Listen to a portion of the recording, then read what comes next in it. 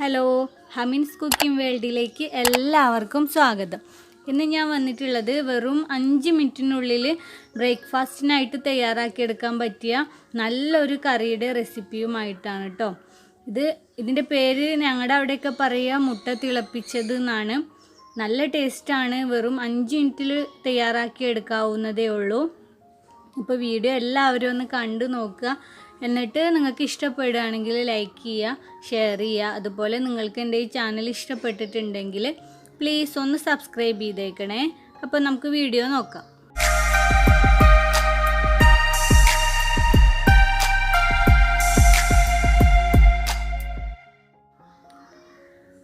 അപ്പോൾ കറി ഉണ്ടാക്കാനായിട്ട് ഞാനിപ്പോൾ ഇവിടെ ഒരു കടായി ചൂടാവാനായിട്ട് വെച്ചിട്ടുണ്ട്. ഇതിലേക്കൊരു 4 ടേബിൾ സ്പൂണ് സൺഫ്ലവർ ഓയിൽ ഞാൻ ഒഴിച്ചു കൊടുത്തേക്കാണ്. ഇതിലേക്ക് ഞാനിപ്പോൾ ഒരു മീഡിയം സൈസ് സവാള ചെറുതായി കട്ട് ചെയ്തത് ഇട്ട് കൊടുക്കുകയാണ്. ഇനി ഇതിലേക്ക് സവാള പെട്ടെന്ന് സോഫ്റ്റായിട്ട് വരാനും വേണ്ടിയിട്ട് ഞാൻ കുറച്ച് ഉപ്പും കൂടെ ചേർക്കുകയാണ്. ഇനി സവാള നല്ല പോലെ ഇളക്കി മിക്സ് ചെയ്തിട്ട് സോഫ്റ്റ് ആക്കി എടുക്കുക കേട്ടോ.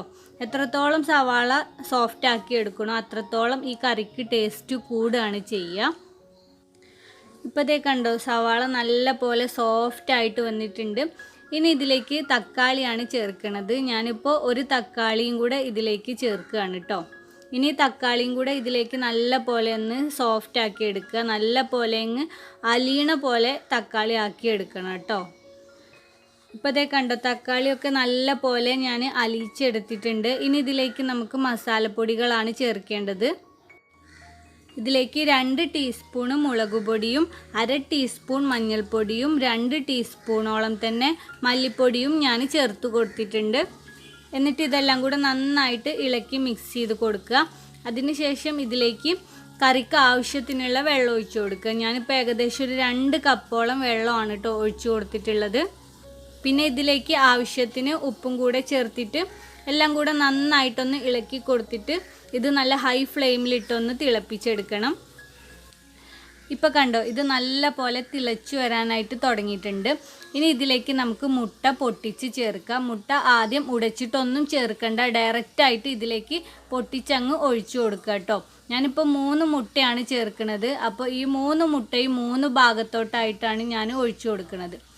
ഇങ്ങനെ മുട്ട ഒഴിച്ചു കൊടുത്തു കഴിഞ്ഞാൽ പിന്നെ ഇളക്കി കൊടുക്കരുത് കേട്ടോ. ഇങ്ങനെ തന്നെ ഒരു 5 മിനിറ്റ് വെച്ച് തിളപ്പിച്ചെടുക്കുക. മുട്ടയൊക്കെ ഒന്ന് കുക്കായിട്ട് വരണം. അതുവരേക്കും 5 മിനിറ്റ് ആകുമ്പോഴത്തേക്കിന് മുട്ടയൊക്കെ നല്ല പോലെ കുക്കായി നമ്മുടെ കറിയൊക്കെ കുറുകി വന്നിട്ടുണ്ടാവും. അപ്പോൾ നമുക്ക് ഫ്ലെയിം ഓഫ് ചെയ്യാം. അങ്ങനെ ഇപ്പോൾ കണ്ടോ, നമ്മുടെ അടിപൊളിയായിട്ടുള്ള മുട്ട തിളപ്പിച്ചത് റെഡി ആയിട്ടുണ്ട്. നല്ല ടേസ്റ്റാണ് കേട്ടോ ഇങ്ങനെ കറി ഉണ്ടാക്കി കഴിക്കാനായിട്ട്. അപ്പോൾ എല്ലാവരും ഒന്ന് ട്രൈ ചെയ്ത് നോക്കുക. വളരെ എളുപ്പമാണ്. വെറും 5 മിനിറ്റിനുള്ളിൽ തയ്യാറാക്കിയെടുക്കുകയും ചെയ്യാം.